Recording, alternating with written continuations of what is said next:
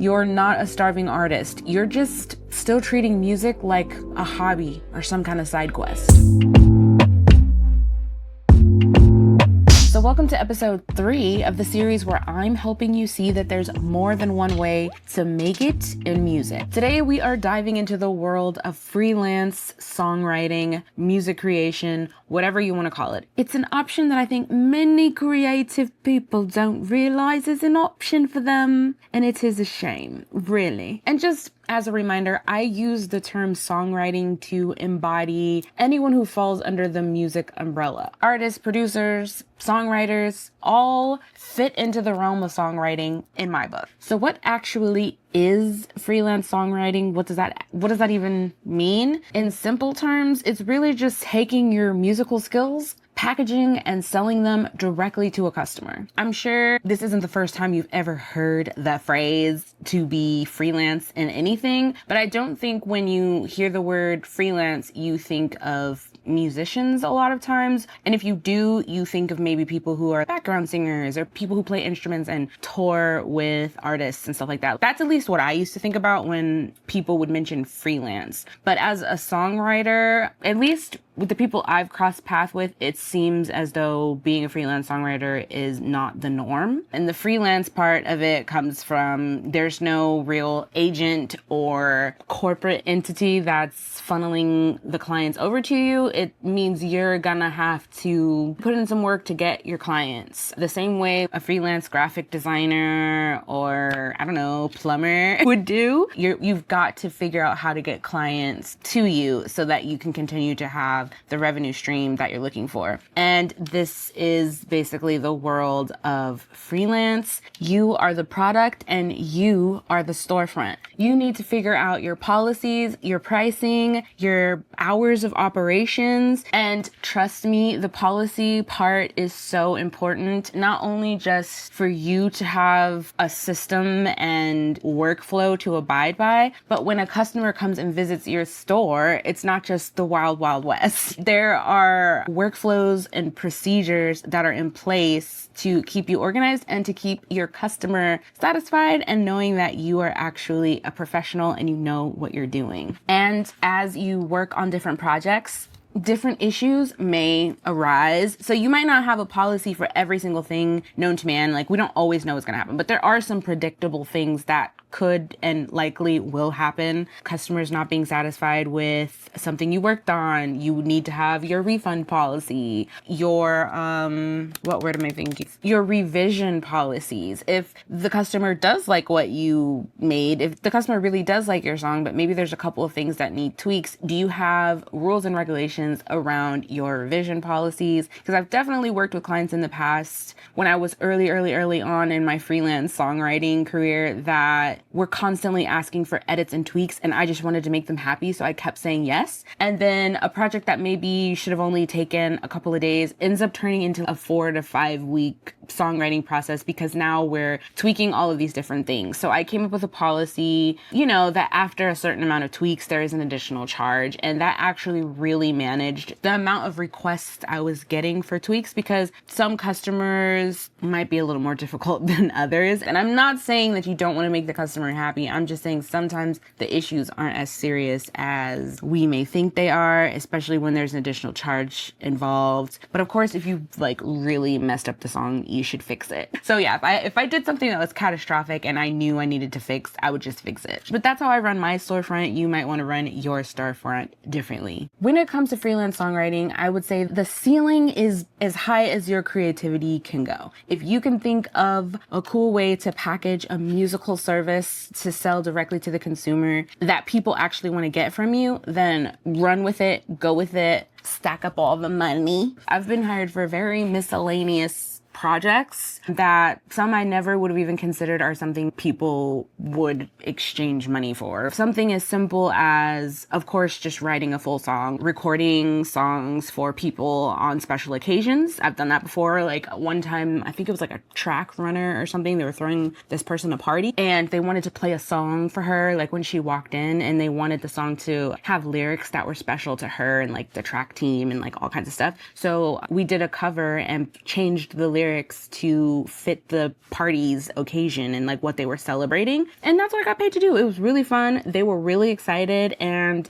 it made someone feel good. So I enjoyed that. I've written songs for couples in love before, like somebody just gifting a song, all the way down to making producer tags. Certain producers have hired me to just be like, Jason on the beat. You know what I mean? If you have the tools to record vocals, make instrumentals, whatever it is, you need to sit down and figure out what you're offering at your storefront, because like I already said, the only limitation is your creativity. So when you're opening up a store or a business, there are a few things that you have to do. You need to decide what products are on the shelves, how much those products cost, and literally the entire customer experience. Because I will admit that I used to just wait for the customer to tell me what to do next. They would hire me, we would go through the whole back and forth process of, okay, what are you looking for? Oh yeah, I can do that. Can you share more details on the scope of the work? So after I would go through that whole song and dance with them, I had not sat down to think through like how everything else works. Like, how will I deliver the files? How do they want me to deliver the vocals? Do you need this back today? Do you need this back next week? Instead of being like, this is what I have the capacity to do, this is what I have available to do. Long story short, what I learned is that oftentimes the customers had no idea what they wanted or what they should be doing next. Also, a quick word on AI. Yes, a producer can go and make vocals with AI and do whatever they want till their face turns blue, but every single person in the universe is not going to do that. Some people still want regular human beings to just sing their songs. And those are the people who are our clients. There are billions and billions of people in the world. We only need a few of them to make a living. You know what I'm saying? So that's where my head's at. The landscape is changing and it will continue to change. And all we can do is adapt.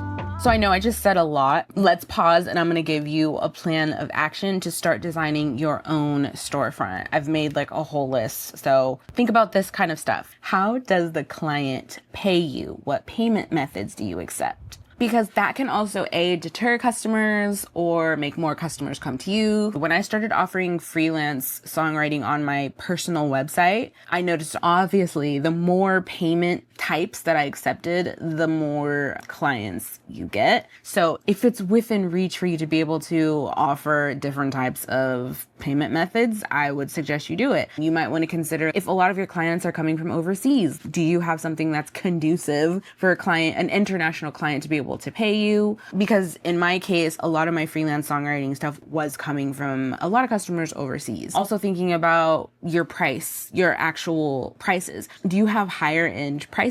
Do you offer payment plans? Do you offer split payments? You need to think about all of these kinds of things. I've talked about some of this stuff on my channel before, of what I would accept versus what I wouldn't accept based on my own experience. You may know already, I'm not a fan of the 50-50, half up front, half on the back end kind of thing. And the only time I ever really did accept that was if it was a project that was a significant amount of money that would make sense that you would split it in half. So basically I had a threshold. Like if it was under a certain amount, I would not accept half up front, half on the back end. I mean, if you have no idea what I'm talking about, what I'm saying is if I would accept a project, if a customer would be like, hey, can you write me a song? And I would be like, yeah, sure. It's going to be $2,500. They would split it in half and pay me the first half for just even starting the song. And then when I was done with the song and delivered them all the files, they would send me the second half. And I had some issues in the past with clients just disappearing when it came time to give me the second half. So for me, it was a wrap on the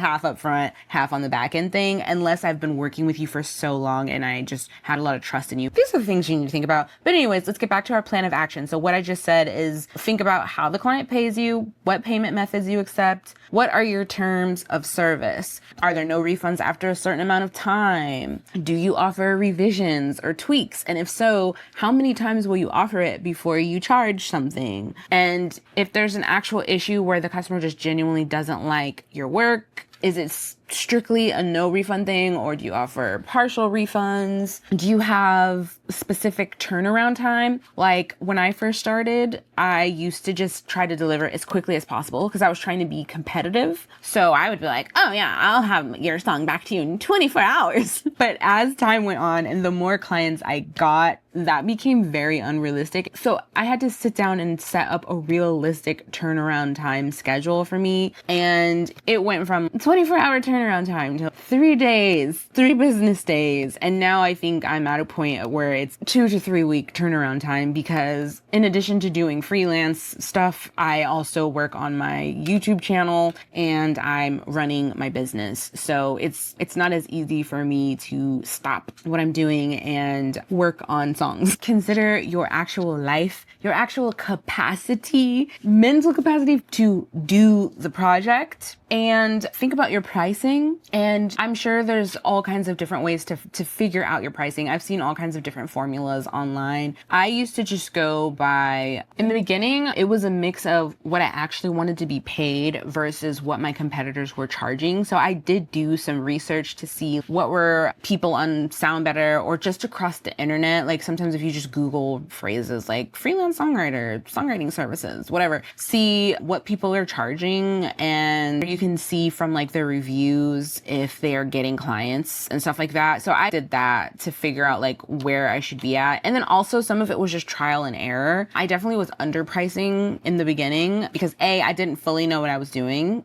yet. And I wasn't that great at recording vocals at that time. So I was very self-conscious in the beginning.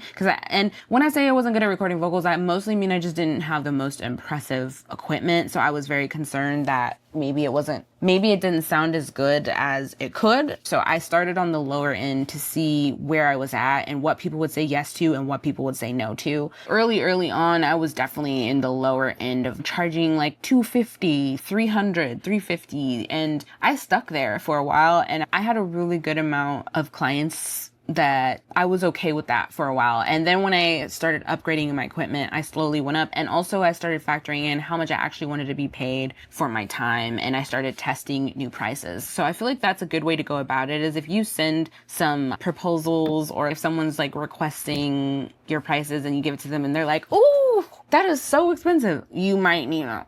And if you keep getting it, like maybe one person being like, "Oh, that's too expensive for me," isn't the end of the world. But if multiple people are like, "Ooh, I would do it, but that's just too much," you might need to consider coming down. And I've been there definitely where I'm like, "It's gonna be this price." And then people are like, "No, girl, I'm just gonna go over here where it's not that much." And you'll just start to fluctuate and find like your sweet spot of what people are willing to pay you. But anyways, back to our list, because I keep going on tangents. Should I like recap real quick?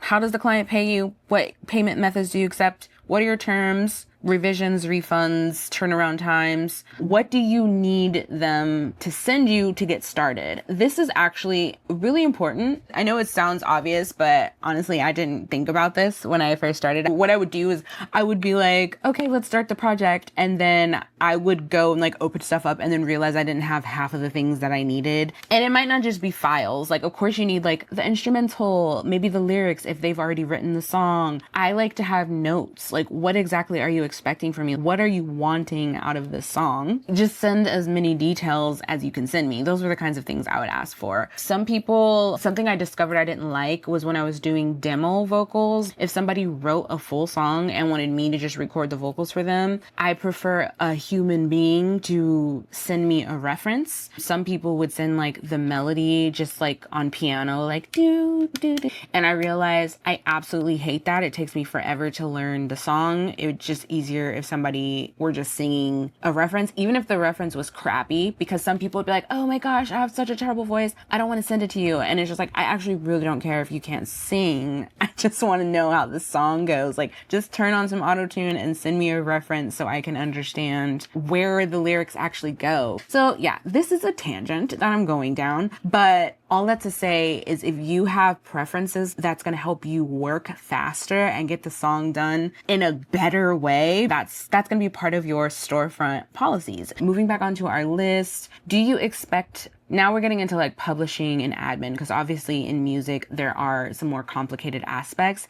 And this may not answer everything for you, but this is a great starting place. Do you expect to be a part of the publishing on the splits? Do you want to own some of the master? Do you want them to use your name and credit you on everything? Or would you rather be uncredited and keep your name off of the things publicly? Or do you charge more if they're using your name? Because depending on who you are and maybe how popular you are, your name might mean something if somebody is putting featuring XYZ, you being popular and cool. And every project, of course, is going to be different. Just you might want to have some things set up. You don't need to send them like a sheet of options, but you should just think about how you are going to approach these situations when they come up, because you might work on a project where it's a work for hire and there is no option for you to be on the splits and stuff like that. Oh yeah. In addition to having permission to use your name on their songs, do they have permission to use your image? I've had people find pictures of me online and use them as their covers for their albums, like without my permission. So these are things you might want to discuss up front. Also, some of these policies you can just have written out somewhere depending on where your storefront is, because I know I keep calling you the storefront, but you also need to have a storefront somewhere. And the storefront can be something that you made custom yourself, like how I have my personal website.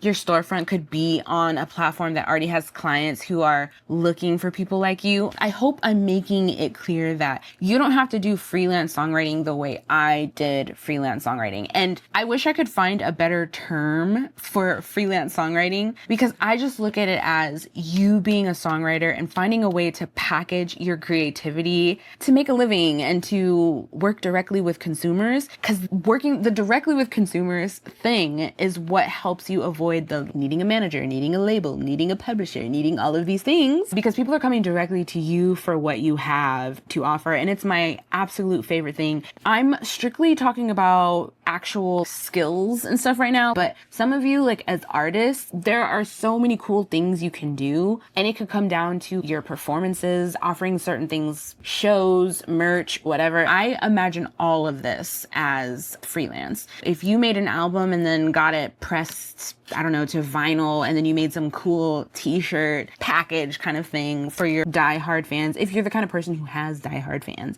and even if it's not 10 million fans, and just like a few hundred, if a few hundred of those people bought your package, you are on your way to making a living as a creative musical person. And I love that for you. When I am speaking on freelance songwriting, I'm just speaking on you being an inventor, an entrepreneur that is creative and just happens to be offering musical things. My last note here is you don't have to be rigid in your policies. You can be flexible. Your policies and like your terms of service is just meant to be there to serve as like direction and a workflow. And you are the owner of the store and the business. So you can always go against your policies if you see fit. Maybe there's a special occurrence that happens where, you know, you do turn the song around faster than your expected turnaround time. Maybe you do offer a refund. There's just going to be times where you have to use your discretion. Your storefront policies are there to protect you and create clarity, remove chaos, not to like push people away and be rude to customers. Now that we've talked about the mindset you should embody, being the storefront, being the business, let's talk about where you actually show up. Where can you actually offer your services? You show up in places that are designed for creators. Get in the habit of making sure the tools work for you and not being concerned if it blatantly says it's for you, if that makes any sense. Like, there may be a platform that has all the tools you need, like the ability to make a landing page or some kind of profile that is shareable that you can link on your Instagram or your YouTube account or whatever that you direct people to,